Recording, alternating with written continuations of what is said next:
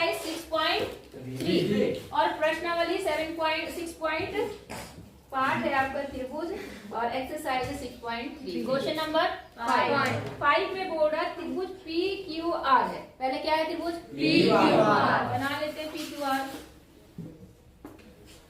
ये हो गया PQ और ये क्या हो गया R, ठीक है।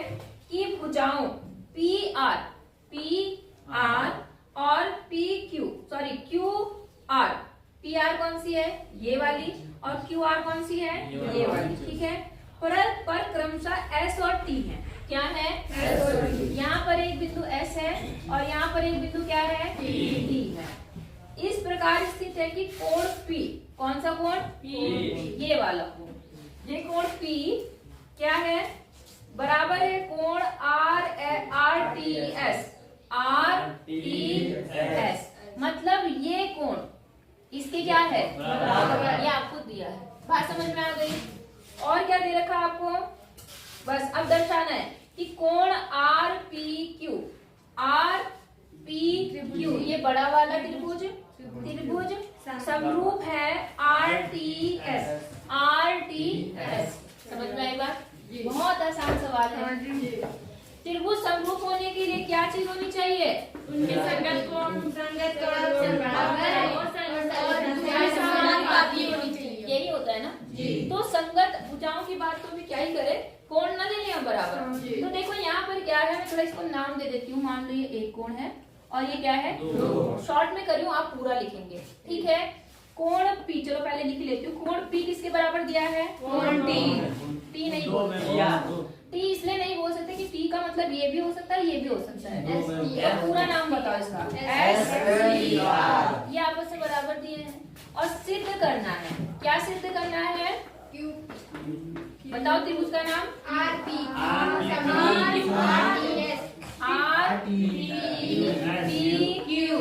समरूप है त्रिभुज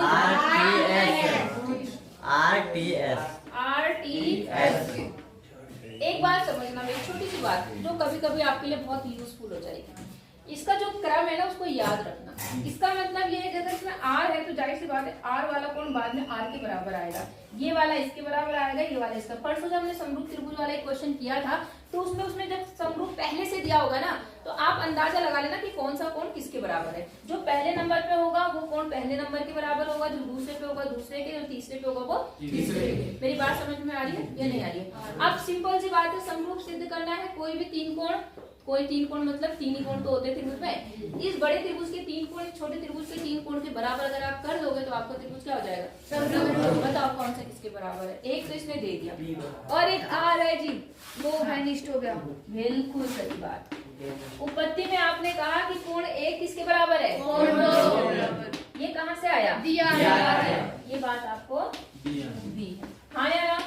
दूसरी चीज कौन सी बोली आपने, कोण। सही बात। ये वाला जो कोण है ये वाला वो बड़े त्रिभुज में भी है और छोटे त्रिभुज में भी है। तो कोण R बराबर कोण R मतलब उभयनिष्ठ। क्या नहीं है, बोलो बात समझ में आ गई आपको कि नहीं आई।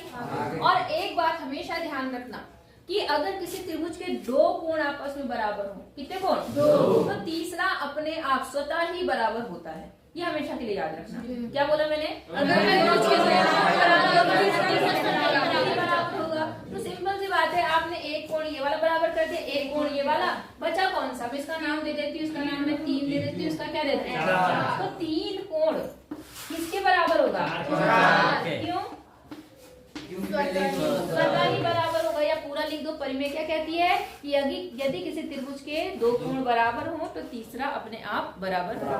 बोलो बात समझ में आ गई। अब ये त्रिभुज क्या हो गया, ये त्रिभुज इसके क्या हो गया, समरूप हो गया। सिंपल सी बात है, इसलिए अतः त्रिभुज RPQ समरूप है त्रिभुज RTS। कौन से रूल से, एंगल। समझ गया नहीं, समझे हो जाएगा। बस सिंपल सा करना है, उतार लो फटाफट।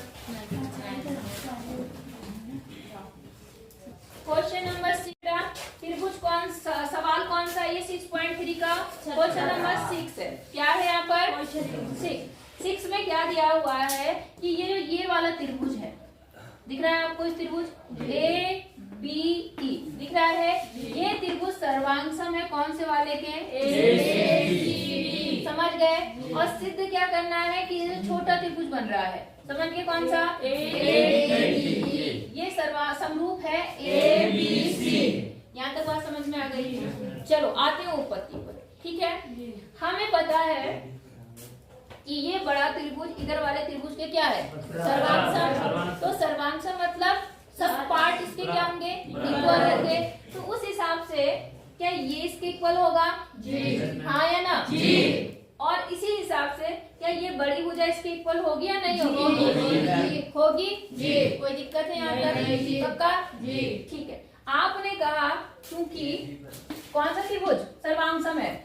ए बी ई सर्वांगसम है। सर्वांगसम है किसके? AC डी के। हाँ या ना? नहीं समझे? जो चीज दे रखी तो उसके अनुसार आपका कौन सी लाइन? ये वाली लाइन AD बराबर किसके हो जाएगा? बाय बोलो CPCD। और इसी प्रकार से आपका कौन सा वाला AB बराबर किसके हो जाएगा? By CPCD। नहीं आई बात समझ में? आ गई? क्योंकि इसने सर्वांगसम दिया तो ये चीज अपने आप बराबर होगी। अब मैं क्या काम करती हूँ? इसे इक्वेशन 1 मान लेती हूँ, इसे इक्वेशन 2। कोई दिक्कत नहीं। जब हमने इसे इक्वेशन 1 और 2 करा तो मैं क्या करती हूँ? इक्वेशन 1 को डिवाइड कर देती हूँ इक्वेशन 2 से। कोई दिक्कत है उसमें? इसमें क्या कर सकते हैं हम? AD बटे AB और यहाँ क्या है? AE बटे AC।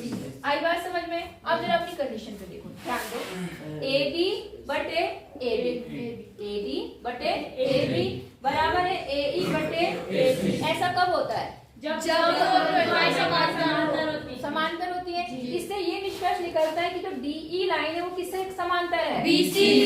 ठीक है। तो इसको जिससे इक्वेशन 3 बोल दो। और इक्वेशन 3 से क्या निष्कर्ष निकला? आपने कहा कि इससे निष्कर्ष निकला कि DE समांतर है BC। बोलो बात समझ में आ गई कि नहीं आई? अब ये समांतर अगर हो गई तब क्या होगा? ये कोण इसके क्या होगा? बराबर होगा नहीं होगा? जी। आसन और हाँ आसन कोण नहीं, संगत कोण। और ये वाला कोण इसके बराबर संगत कोण। हाँ या ना? और ये वाला कोण क्या है? समझ में आ गया सबको? नहीं आया तो बस इसलिए आप लिख सकते हैं क्या? कोण का नाम बताओ फटाफट। यहाँ लिख देती हूँ मैं। कोण ADE बराबर किसके? AED नहीं ABC। क्या नाम है इसका? ABC। किससे?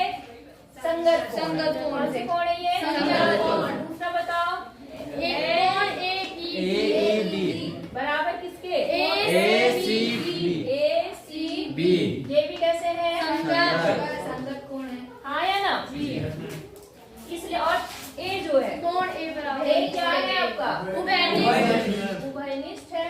बोलो समझ में आई बात? इसलिए त्रिभुज कौन सा त्रिभुज? ADE समरूप ABC। बोलो समझ में आया? कोई दिक्कत नहीं? हो जाएगा? कर लो फटाफट।